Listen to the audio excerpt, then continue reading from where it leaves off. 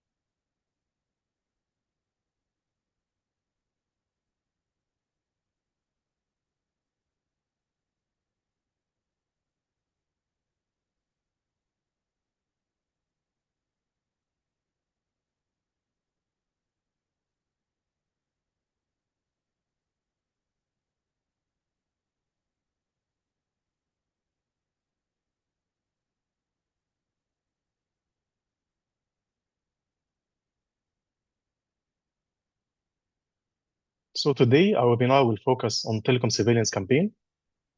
Me and Creel will drive the session. If you have any questions, please feel free to post it on the chat window. We will have a dedicated Q&A session at the end, and maybe we can answer some of your questions during the session itself. So let's get started. Today, we'll look into how threat actors can turn telecom surveillance into a surveillance tool in order to track subscriber location, bypass security controls, and remain hidden for a long period of time. The goal is to make the campaigns easy to understand, what information the attackers try to collect, how they move between signaling passes, and why this type of activity can be difficult to detect. So who we are? I'm Ayman Al-Sharif. I have over 13 years of experience in cybersecurity with a focus on the telecom security domain. I work as a telecom security expert at SecurityGen, focusing on vulnerability research in telecom protocols and systems, and in carrying out security assessment for mobile operators. Now I'll hand it over to Kirill for his introduction. Thanks, Simon. So my name is Kirill Puzankov, right? I'm more than 15 years in cybersecurity, 13 years specifically in telco, right? I work as a product offering manager in SecurityGen, and we've been exploring telco threats starting from SS7 to 5G, and growing solutions that actually protect the network, inspect the network, right, and provide the visibility of the network security posture. Thank you, Kirill.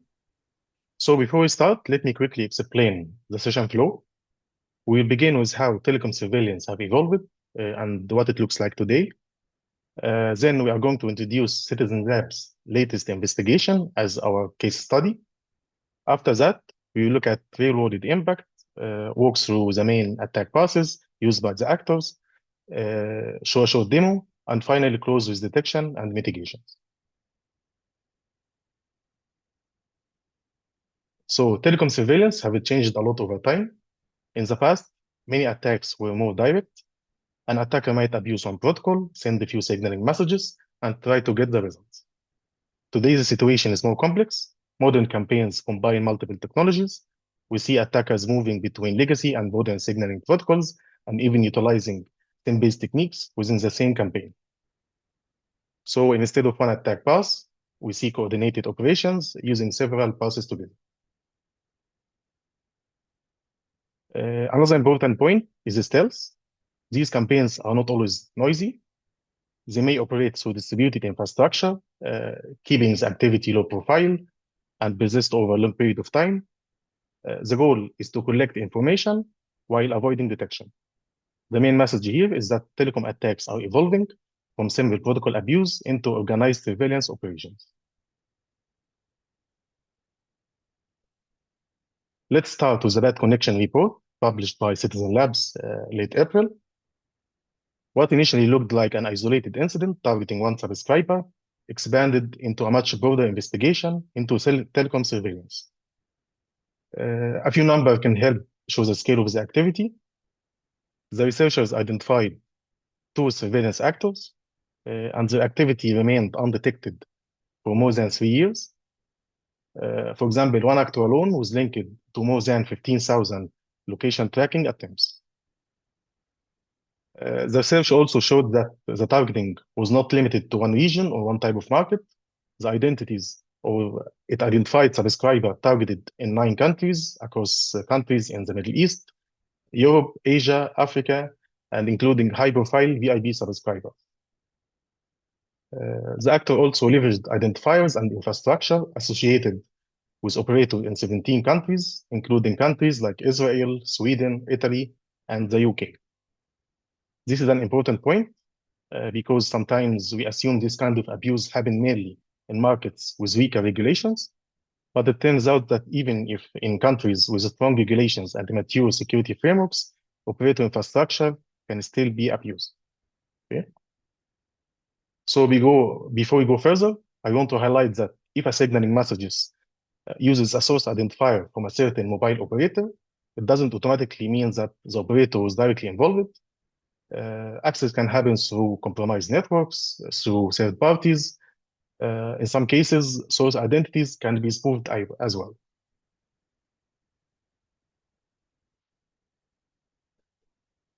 Before we go into the technical details, let's first look at why this matters. Location tracking is not just a network issue. It can reveal a lot about a person. If an attacker, for example, repeatedly learned where a subscriber is located, they can build movement pattern over time. They may identify the most visited locations like home and work locations, things like travel routines, visit to sensitive sites, and possible relationship between people. For example, if two people repeatedly appear at the same location at the same time, this can suggest meeting or possible connection. Also for executives, government officials, journalists, and mainly high-risk individuals, this information can be extremely sensitive. So location tracking is not just a privacy issue, it can become an intelligence tool.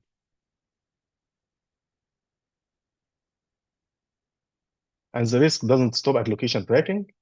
Telecom networks can expose other information about subscriber, information such as IP addresses, mobile device identifier like EMI, which can help bad actors prepare more specialized spyware delivery. Attacker also can intercept the content of voice calls and the SMS messages, which can include sensitive data. Think of messages related to bank transactions, one-time passwords, account recovery SMS, and etc. Even without intercepting the content itself, collecting calls and the SMS metadata can still be sensitive. It can show who communicated with whom, when, and how often. So this can reveal relationships, routines, and activity patterns. Also, subscriber impersonation is another security risk. An attacker might be able to make a call, send an SMS, or access the internet while appearing to be another person. This can create financial, legal, and reputational impact because the activity may look like it came from the real subscriber itself. So the bigger message is that the weaknesses in telecom network can expose much more than location. They can expose identity, sensitive communication patterns, and in some cases, access to services and accounts.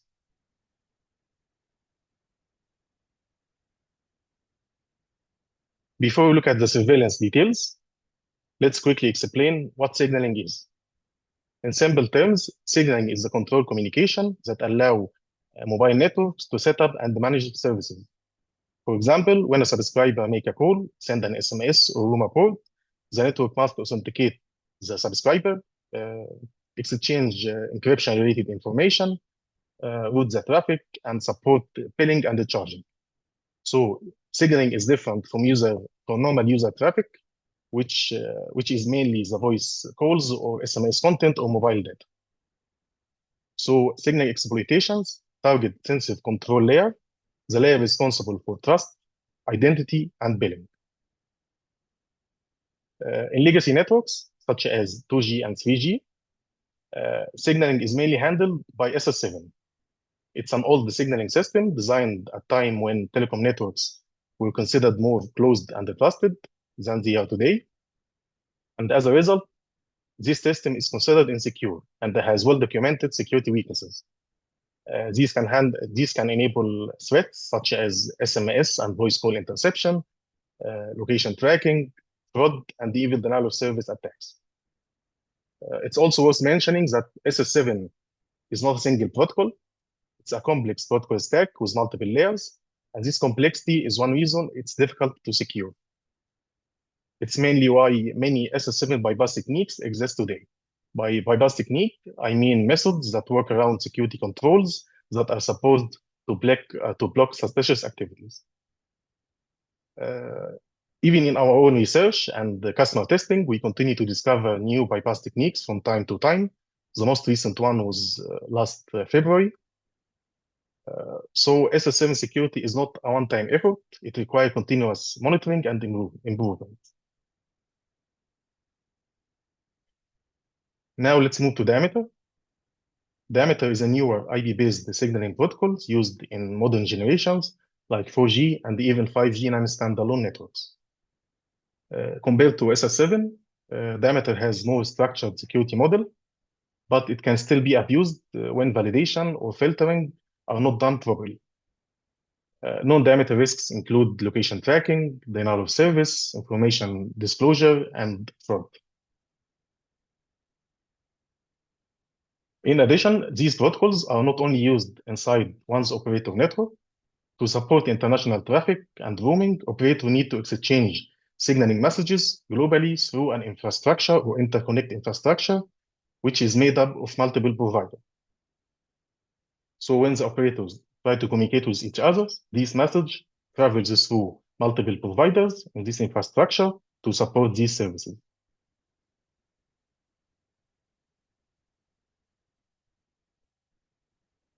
Now let's move to the first threat actor included in the investigation.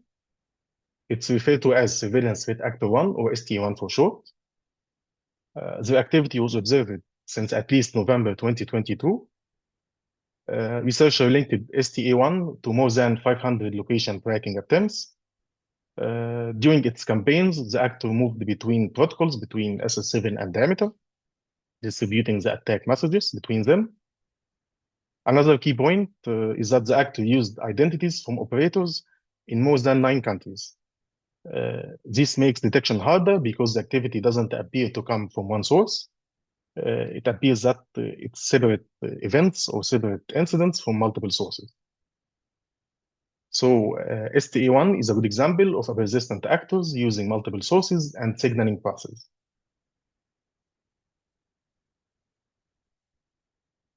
Before going into the detailed signaling activities, let's first look at the overall surveillance flow used by this threat actor.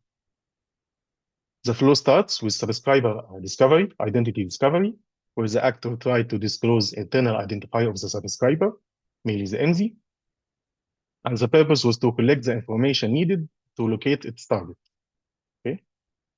Then the actor, on the second step, moved to SS7 location queries, trying to retrieve the subscriber location. And when that path was blocked, the actor pivoted to Diameter protocol and started manipulating Diameter messages in certain ways, trying to bypass security controls. After that, the actor returned to SS7 again using another message type, and finally switched back to Diameter using abnormal message source values. Across all of these steps, the actor kept changing the source where the attack messages came from, making the activity harder to detect and correlate.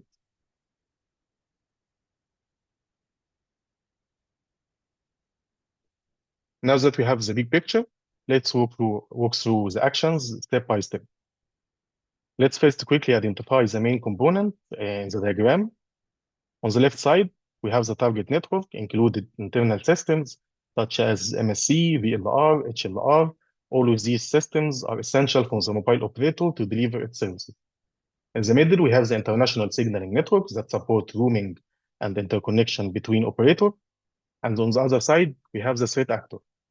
This threat actor might have access to some operators' network, and with that access, the actor can send signaling messages toward operators around the world.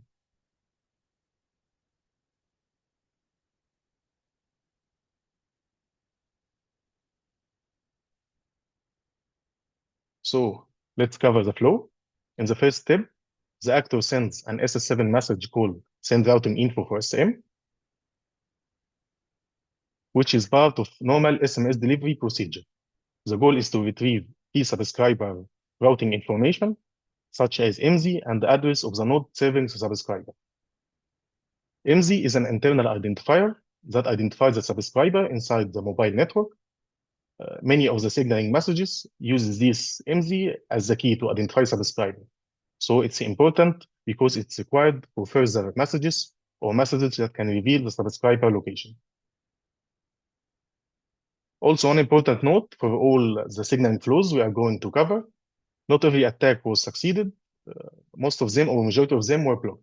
Okay, but the flows shows what the actor were trying to achieve and what could happen if the attacks or if the target network was not properly protected.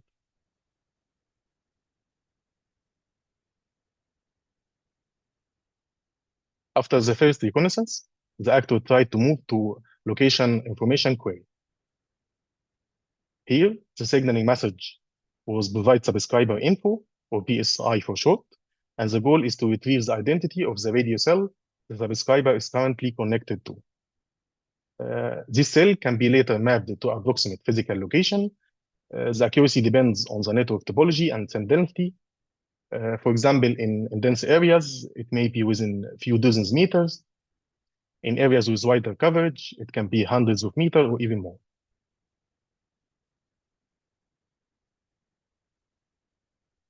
Normally, this message requires knowing the subscriber MZ, but since the actor failed to get it on the first reconnaissance step, the actor tried to send the message using the phone number instead of MZ as a workaround.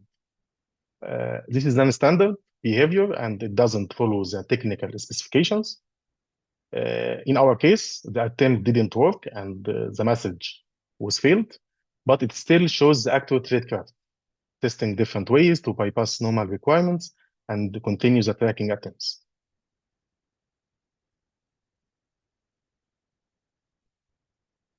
After SS7 attempt failed, the actor moved to diameter protocol and tried to send a message called insert subscriber data or IDR to request LTE cell information, mainly the cell and the tracking area identity, which again can be mapped to an approximate location. Here, the actor didn't just send standard diameter message. Similar to the earlier SS7 workaround, the actor again manipulated the message, this time to inference how it would be routed towards the target network. Also, this attempt was failed, but the key idea is pivot.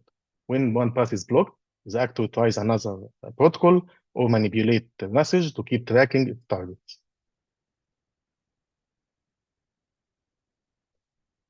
So as we expand the diameter message used for such a kind of attack, we can see that the actor added root record, a parameter called root record. In diameter, root record keeps track of intermediate nodes that a message passes through on its way to destination, mainly to help prevent routing loops. So when a diameter message is sent over the international interconnect, whenever it passes some intermediate nodes, this intermediate node is required to add an entry for itself on this list so that if there are some routing loops, it can be detected and prevented. According to the report, the actor inserted a root record related to a specific IPX provider before sending the message, and this could affect how intermediate nodes interpret the signaling path and may cause messages to take different passes through the interconnect network. The idea is simple. If one pass has strong filtering, the actor may try to steer the message toward other passes with weaker filtering. This can help avoid the strict controls and make attribution harder because the visible pass may not reflect the actual actor's real source. Also, a quick note here that this packet view is from our internal lab environment. It's not a real packet capture from the incident, but it's used to illustrate the concept.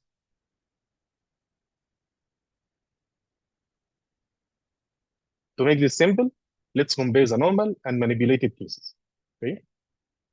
So in the normal case, the diameter message will follow the usual interconnect path, let's say through IPX provider 1.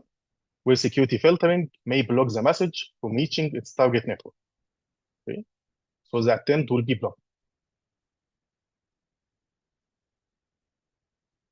In the manipulated case, the actor will add root record entry for provider 1, and because the message now appears to have already passed through this provider, intermediate nodes may try to avoid sending the message through the same provider again to avoid loops. So as a result, the message may be routed through another path, let's say provider 2, where security filtering may be different or weaker. So the important point is that the actor is not only changing the message content, the actor is also trying to influence the route the message takes through the international interconnect network.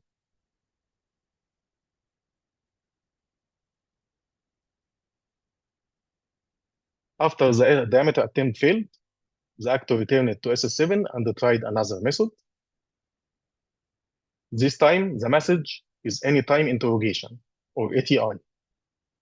Unlike the previous location query attempt using PSI, ATI can work with the phone number. So the actor could still attempt to try to locate the subscriber without knowing the MZ. This attempt was failed as well because security controls still block this kind of message.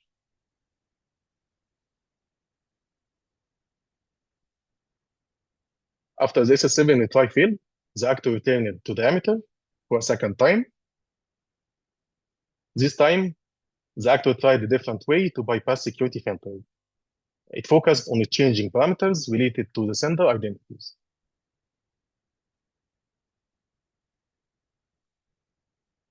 To understand this step, let's look at the diameter fields that identify the sender inside a message. In diameter, sender identity is mainly represented by two fields, origin host and origin realm. Origin host represents the sending element or node, while origin realm represents the sending network or domain. Normally, node should belong to the network it claims to be part of. But here, the attacker used an origin host related to an operator in Thailand and an origin realm related to another operator in China. In simple terms, the node identity points to one operator, while the domain pointed to another operator in different country. Okay.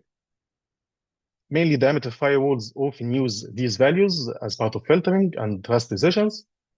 When there is a mismatch, some firewalls may handle it properly or may apply the wrong policy. And actually, during our customer testing, we reduced similar behavior. In some cases, diameter elements like diameter edge agents and even specialized diameter firewalls didn't handle this mismatch properly. It allowed to bypass some security filtering and it reaches the target node. This concludes our view of the first actor campaign. Across the flow, we saw the same objective repeated through different protocols, different message type, rotation of sources, and routing manipulations.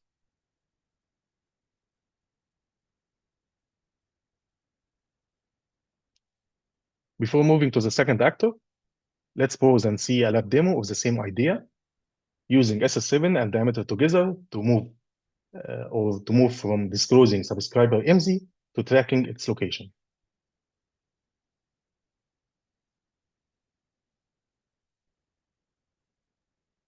So first, the lab network is started with both 3G and 4G sites. In the background, Wireshark will be running to capture all the signaling messages. Okay. Now the attack script is executed using the mobile subscriber number. The script detects a protection mechanism implemented on the lab network and tries to bypass it to retrieve subscriber MZ. Once the MZ is retrieved, the demo moves to diameter. Another message or IDR message is used to request cell information from the network. As you can see, the response contains the cell and the tracking area identities, which again can be mapped to approximate locations.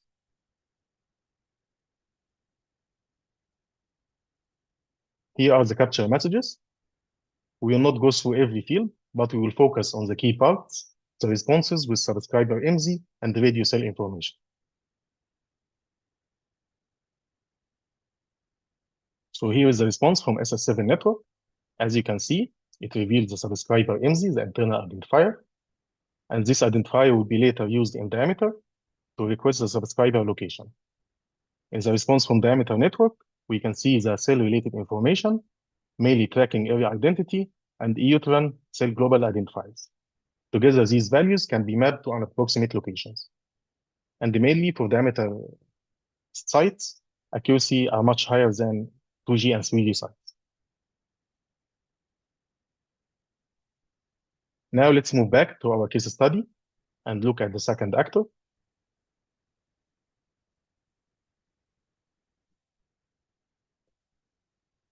The second actors add another dimension, SIM-based techniques.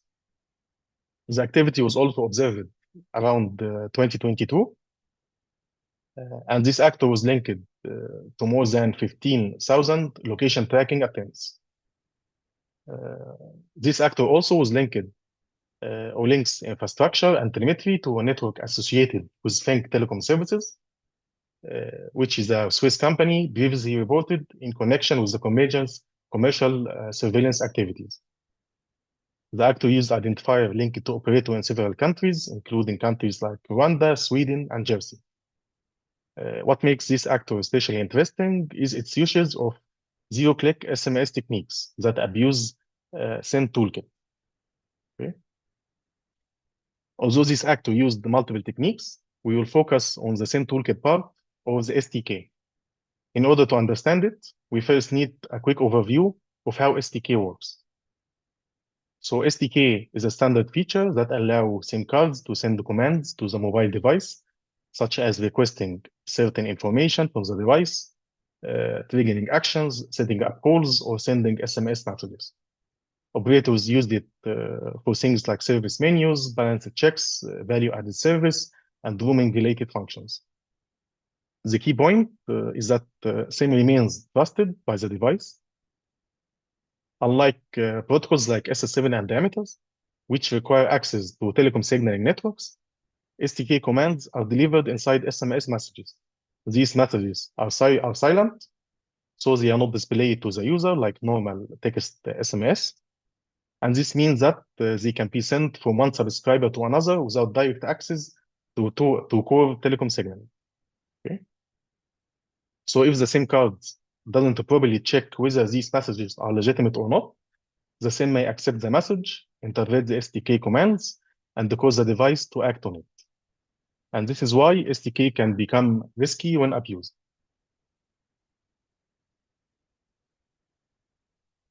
This part explains the idea in simple steps, how STK can be used to track someone's location.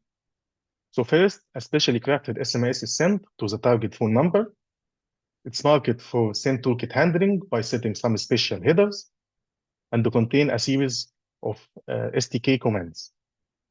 Normally, the first command, or it includes a command called provide location information.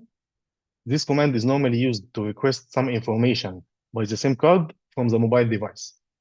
And one type of information it can request is the cell identity, radio cell identity the device is currently connected to. So again, an attacker can abuse it or use it to retrieve cell IDs, which can map to approximate location. So if the SIM card is vulnerable, it may interpret the command silently and ask the phone for the radio cell information. Finally, that information can be sent back to the actor through SMS using another STK commands. So the initial payload or the attack payload will include mainly two commands, one to get the cell ID from the phone, and another one to send this information through SMS. Okay? So as you can see, SMS is not only a weak authentication challenge, it can also be used to reach weaknesses in the subscriber device and SIM card, becoming part of the attack path itself.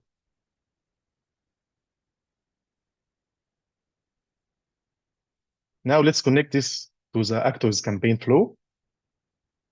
Let's see how the actors use this message. The actor used an SS7 message called MT forward SM to deliver STK commands to the victim. This message is normally used to deliver SMS messages to subscribers, but bad actors often use this kind of message to walk around and bypass things like SMS firewalls, which are supposed to block such a kind of messages and try to reach the victims more directly. If the message sends the SIM card or one vulnerable SIM card, the SIM will interpret the SDK commands. Okay. Again, the first command will try to fetch cell identity, and another command will send this information to the attacker in an SMS. So the flow is simple: deliver SDK SMS, trigger SIM commands, request cell information, and return the results back. With this, we concluded the SIM toolkit section and the discussion of the second threat actor.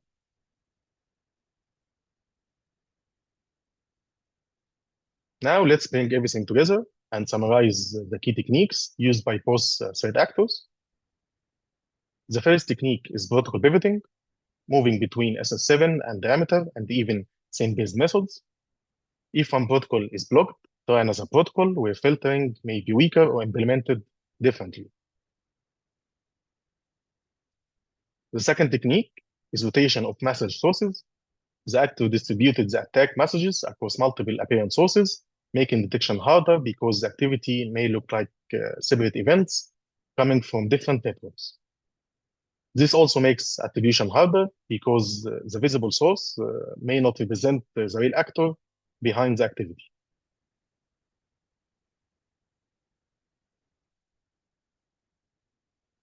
The third technique is origin and routing manipulation, where actors try to manipulate parameters related to the message origin and routing fields.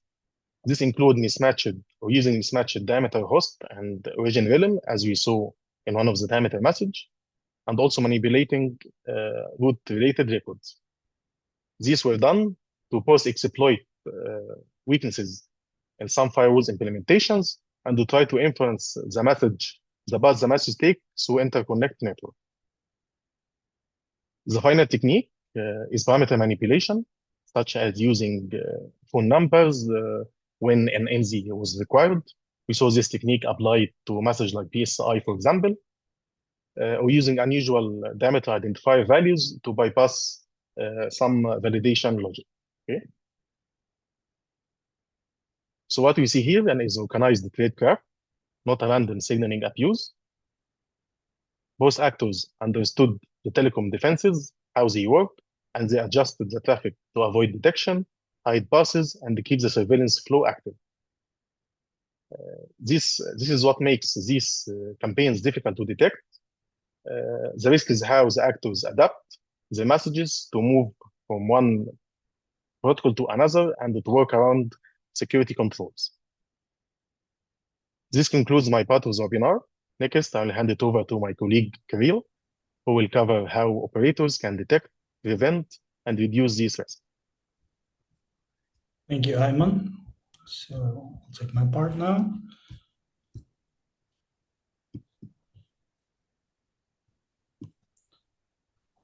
So let me know if you'll be able to see it in full screen. I guess you can. So now let's talk about how actually the operators, the MNOs, protect from signaling attacks, right? So the flaws that Ayman just explained, right? So each operator is responsible to do the protection on its own premises, right? And the protection, it actually comes with some device sanity, right? So network element configuration, of course, every device that is inserted inside the core of the network should be properly configured, right? And shouldn't allow no extra connections, no extra functional that is not used actually, and specifically not being open for the roaming, right? Because here we are talking about the interconnection attack through the roaming. It also requires the network body devices configuration. So it's about the devices like STPs and DRAs when we talk about the SS7 and diameter. That should be properly configured with some security policies allowing to prevent some specific attacks, right? And the most effective measures as of now are signaling firewalls. These are specific firewalls, not the regular IP firewalls that we all used to, right? But the firewalls that are specifically designed for signaling flow, for analyzing the call flow, the SMS flow, right? And the device that is taking decision in real time based on the flow of the messages, based on the real subscriber location in regards of whom the request comes into the network, and allowing a blocking these kind of messages. Throughout the world of signaling firewalls, right, we also have the such form as a next generation signaling firewall, and we're going to be quickly covering it on the next slide, right, which is an extension of the signaling firewall. And I'm going to explain like how this synergy of the modules actually helps to enhance the overall protection of the network. The next one is security assessment. Of course, this is the preventive assessment of your network so that you understand which, let's say, poor sites or insecurity the current configuration of the network has. And that allows you to have a list of vulnerabilities, right? And gives you the opportunity to prioritize these kind of threats, right, and prevent the further potential vulnerabilities before they happen in the real world by the real malefactors. Right, security monitoring, it's just monitoring of the period. So basically, usually security monitoring is becoming a part of the signaling, of the next generation signaling firewall, and we're going to just explore it. So it's basically the eyes that are controlling the work of the firewall, that are controlling that the traffic, some portions of the traffic are properly routed to the firewall and not being bypassed. And basically an instrument that helps to enhance the effective work of the firewall. And threat intelligence distribution, right? So this is one of the, let's say, reasons, we would say. And it's about the distribution of the malicious lists that already, let's say, has been marked somewhere in other networks, and these networks complained, and they have been added to the specific databases, and this information is being transferred as well, together with the new techniques appearing on throughout the world, right? Exploitation. So as Ayman correctly mentioned, the older protocol, the SS7 protocol, it's still, let's say, every year the new bypass techniques actually still appear. So the protocol is like 50, 60 years old, right? And still on the IP layer, the new ways of exploitation are being found constantly. So let's focus on the signaling firewall, and specifically next generation signaling firewall. So what are the advantages, right? So it potentially covers all the possible attack scenarios. So if we are talking about the, let's say, tuning the equipment, setting up the border elements in order to proper route to block some kind of messages, right? They're not really designed to provide the full security level for covering for all the potential malicious messages, right? So that's why the signaling firewall has been designed in order to be able to cooperate with the specific core nodes for like location checks, etc. So, and next generation firewall, right? This like basically the combination of an IDS and the firewall, right? And that gives additional visibility and efficiency. So IDS controls the firewall, the work of the firewall, and while the IDS continues to monitor attack attempts, not only the one that gave effect, right? The firewall also informs the IDS where it has done the blocking, so that IDS is sure that, let's say, this is covered, this traffic is actually following through the firewall, right? also, it's about the integration with home subscriber databases. So that means that the firewall has an ability to request the last known actual location of the subscriber in order to compare it with the current request and take a decision like if this kind of message should be blocked at this stage. And it's also about the cross protocol, story, right, between the 2G and 5G location correlations for making precise decision for the firewall. So, for example, if an attack comes on one specific layer like diameter, right, the location, the previous location from the SS7 layer where the subscriber has been, let's say, registered just recently can be used in order to approve like if the registration on diameter in this kind of region or in a separate country, another country, can be actually allowed. So within the specific relocation time. So let's have a look how that synergy may work, right, on the scheme. So here on the right side we have the older generation of the network with specific elements. You can see 5G, 4G, 2G, 3G, right? And so this is basically the protected network. And we have an IPX, which is a roaming hub that connects different operators. And from that roaming hubs, like one of the roaming partners or just a malefactor, we can call it, right? Send an attack. And this attack, for some reason, doesn't go through the firewall. But IDS, as it controls the border perimeter, right? It actually detects this kind of attack and understand that this is the attack that successfully was answered by the equipment. That means that the firewall didn't block it. So it notifies the firewall. And after the next generation firewall actually improves the rules or the network configuration change, because it could be some routing problem that the traffic didn't actually go through the firewall, right? Malefactor initiates attacks again, and then at this step they're being blocked. So this is the synergy that helps to get extra knowledge from IDS and not be blind when the traffic is bypassing, or for some reason there is not enough rule, or the firewall is not, let's say, fully configured, right? And to miss these kind of things. So IDS has a wider vision, right? Because it's passive, it works on the traffic copy, and it can allow, let's say, itself to do more detections and not being, let's say, worried about the commercial traffic being blocked. So now let's switch to the demo, right? So we're going to observe the Telecom Security Guard, which is the next generation signaling firewall.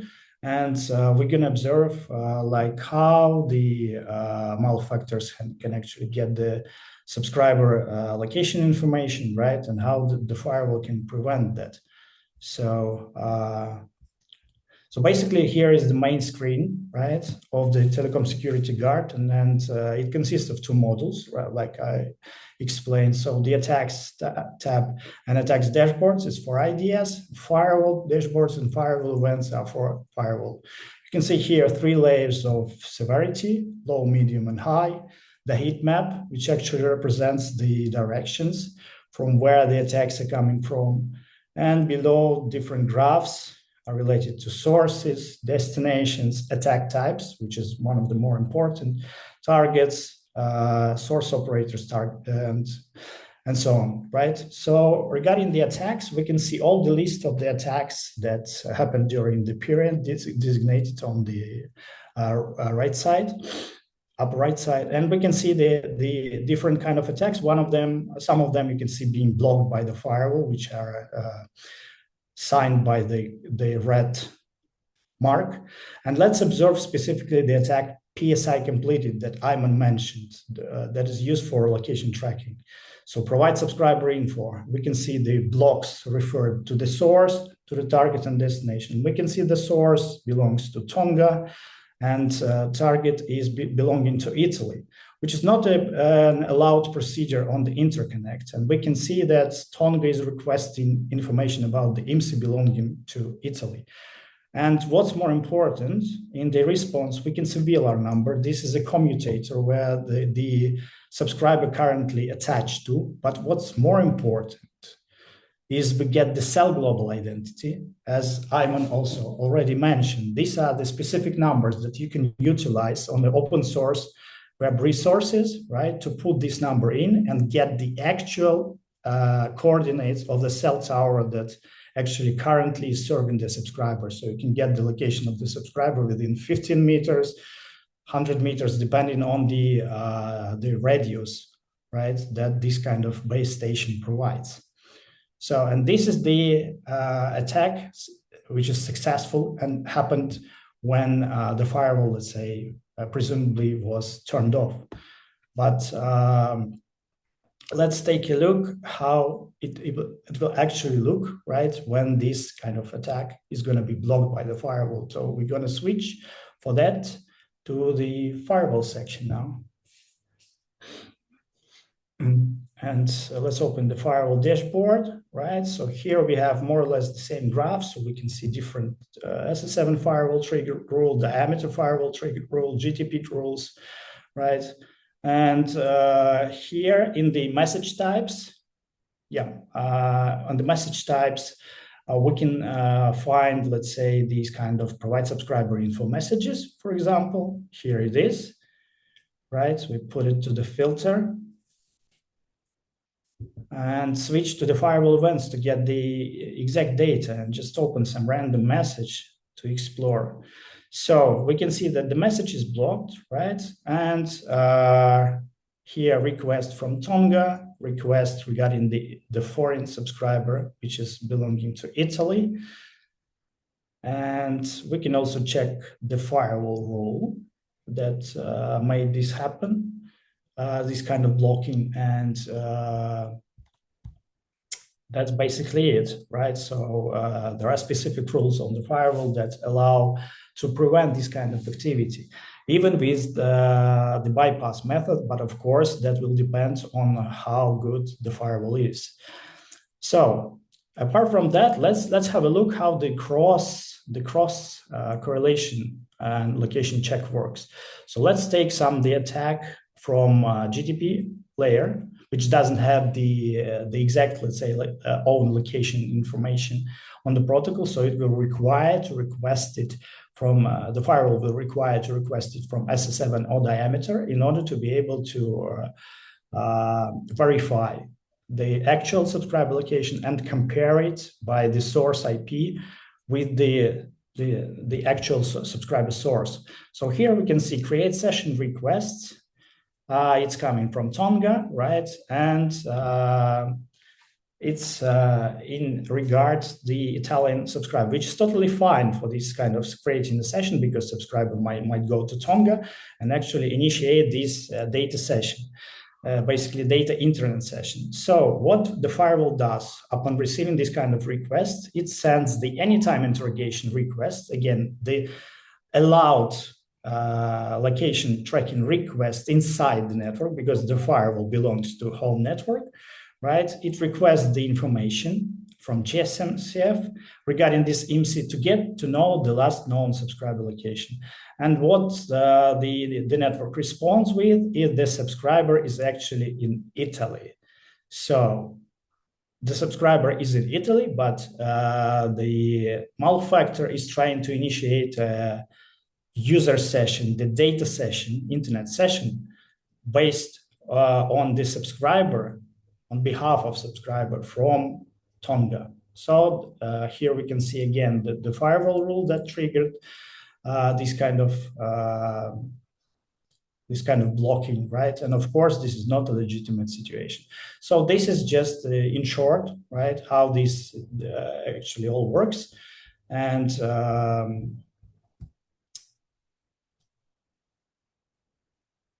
what should be the major steps for a start, right? So out of these, let's say 6 points, right? The more important ones are, of course, implementing the signaling firewall. First of all, this is a necessity in our today's times, right? And apart from, let's say, implementing this signaling firewall and, of course, correct setup, right? It's also more important.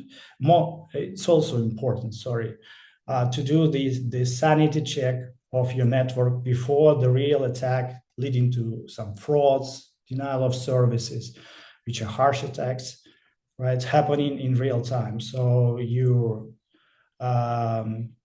order a company, for example, that actually provides this kind of security assessment or provide this kind of service, and it checks what's possible and what's not possible in your network with signaling firewall or without. It doesn't matter, but it gives you an overview, like how well you are prepared from the attacks from the interconnect on signaling, right, coming from different protocols. And with this information at hand, you can plan, let's say, your countermeasures, right? And you'll be much closer to building a vulnerability management cycle in terms of how to keep your network secure and also control your network security posture with the ongoing changes inside the network, because we know that the network evolves, the hacker attacks evolve, right? And of course, it's not a, let's say, one-time activity that you put a firewall and forget about it. No, it's about, let's say, constantly tuning, getting the threat intelligence, checking the network premises by security assessment, and so on. And if you don't know how to start, well, contact us and we'll definitely help. So that's more or less it for today's presentation. You can see the email. In case you're gonna have some questions that not gonna be answered today, you can write to us or to the email. Yeah, so let's jump to the questions, I guess. Thank you, Kirill. We already received a handful of questions, so let me try to cover them. The first question was related to which bypass technique was used in the lab to bypass SMS home routing, which was used during the demo. Okay. As I mentioned, SS7 is a complex protocol stack and this complexity resulting in many bypass techniques possible. And we do have dozens of bypass techniques that we used during our assessment. For this specific lab demonstration, the technique was called multi-map component, where we tried to hide the message related to NZ disclosure after another legitimate message in the same packet. So when some security control to try to inspect the message, some of them will just inspect the first message and treat the remaining part as a payload. And this is how we bypass it in the lab environment. Okay. The second one is related to spoofing. Someone is asking, if an attacker is sending spoofed signaling requests, why do you still receive responses? Okay. So for both protocols, SS7 and diameter, spoofing is possible, but whether or how the sender will receive the responses for his messages depend on the protocol. So for example, in diameter, it's easier. Diameter uses a hop-by-hop routing mechanism, which results in responses following the same path took by the request itself. So when someone spoof a message and send it, it's guaranteed that he will receive the response because it will follow the original path followed by the request, regardless whether this identity was spoofed or not. For SS7, it's different. Responses are routed back to the original address, which was spoofed. So in order to the attacker to be able to view it, he needs a way to intercept the message in between. We saw some cases similar to this. Attackers usually spoof some messages and intercept or sniff the traffic in the IPX network. Sometimes they have access to some intermediate provider or intermediate nodes that are responsible for routing the traffic. And in some cases, they manage to sniff the responses from these nodes. Okay. The next one is if a subscriber can obtain subscriber information and track location through signaling, does this also mean that it can intercept SMS messages and other subscriber traffic? and where is the boundary between surveillance and interception? So yes, content interception like SMS, data, and calls are indeed one of the risks of these signaling protocols, and it's feasible to intercept such kind of messages. And at the end, it depends on how the operators implement security filtering or how they are well protected. If the operator is well protected, maybe it's not possible to track locations or even intercept messages. If not, both will be possible. From our field experience and customer testing, usually it's easier to intercept SMS and calls than track location. So, for example, if location tracking is possible at one operator, most probably it will be vulnerable to interception as well. Okay.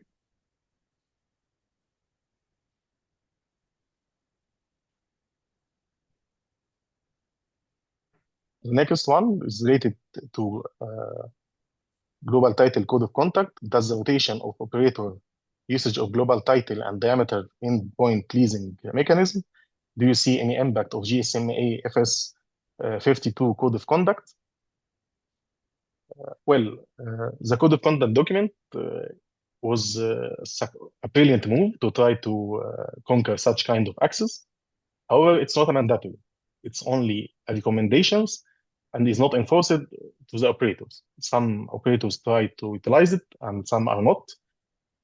I suppose that it will be enforced more in the new connections when someone is trying to ask for new access. Maybe some operator will try stronger validation on the process. But again, this is not mandatory. And actually, it's surprisingly that one of the countries or operators that was used as a part or a gateway for surveillance access was an operator in the UK. And this one was a confirmed source, not just as proved identity. One of the operators in the UK was utilized as a gateway to the signaling access. So it's surprising that such a country like UK, where it has strong regulations, and actually it supports the global title release of code of conduct movement, but still it's still impacted. Okay. Yeah, I think I'm going to continue. So I can see questions. So you mentioned a range of security measures from basic hardening and security hygiene to specialized signaling firewall monitoring and vulnerability management. How do these controls typically integrate with the Security Operations Center? What telemetry and alerts should flow in this SOC? And what role in the SOC play in detecting and responding to telecom specific threat? So good question, right? So we didn't mention anything about the SIM SOR integration, but of course, let's say the products, right? The firewalls, apart from the let's say regular signaling nodes that provide some kind of logs to the SIM system, of course, the firewall and the IDS they provide their events to the SOC systems, right? And it depends how the process is actually built inside the MNO. The SOC utilize their own SIM solution and actually monitor the alerts and prioritize it in their system, or the SOC personnel even also use the firewall to analyze. So it's a matter of let's say distribution of responsibility, but in most of the installations, right, the firewall and the IDS, they do provide the data, especially the critical one, right, in the SOC, and the SOC personnel, let's say, reacts immediately, right, on the critical level of the attacks, of course. So what about applying AI anomaly detection in the firewall to detect malicious flow partners? Of course, yes. AI technology is also being introduced in the firewalls, right?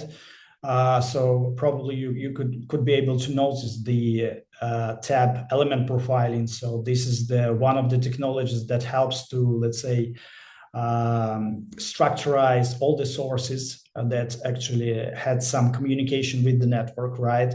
And these sources are being scanned by, let's say, its profile, its behavior, because each node sends, let's say, different type of messages, different type of common codes, and based on these combinations, right, while the network, while the source is trying to change its role, right? So first pretending to be like the subscriber database, then the commutator, right? This is being immediately noticed, right? And this source is being put as suspicious, right? And has a specific star on it. And after that, let's say it has a specific attention to the traffic, right? So also this is also being applied to, for example, the newly appearing ranges, right? And nodes, because of course we do know that the networks evolve, right? But still, let's say it's better to check if this let's say extra GT or extra diameter host that appeared in the network, it's better to, let's say, have some sanity for the let's say next several hours, right, to understand its behavior, and just as the network node appeared, to be cautious with that. So, and these automation mechanisms are also being applied, right? So in some automated way to control, this kind of, let's say, behavior. And of course, some mechanism that let's say control the, let's say, throttling mechanism. So to avoid signaling storms, for example, if some let's say source is becoming to send a lot of messages or a lot of let's say messages of the same type. So this also the mechanism that are evolved. So of course, yeah, AI is being with us and is being integrated in these products as well. Another question: if an operator applies maximum hardening to network elements and follows security best practices, how far can it realistically go in mitigating these risks? Can strong hardening alone provide sufficient protection? Well, unfortunately, I have to admit that it's definitely not sufficient because the network element, the core elements, they are not really designed for this kind of, let's say, protection. They're designed for the network to function, right? And they will not care that, let's say, that the request about location is coming from abroad, and the response should not follow. So this extra logic, this brain has to be just in before. That's why, let's say, even some policies on the border elements are not enough. That's why the firewalls are essential part of protection of signaling nowadays. Well, I think that's it for that we can fit to answer, right? By the way, if for some reason we didn't manage to answer all the questions, please forward it to the mailbox just in case. And I think that's it for today. Thank you for your time, and thank you, everyone. Thank you for the questions. Thank you, everyone. Have a good rest of the day. Yeah. Bye.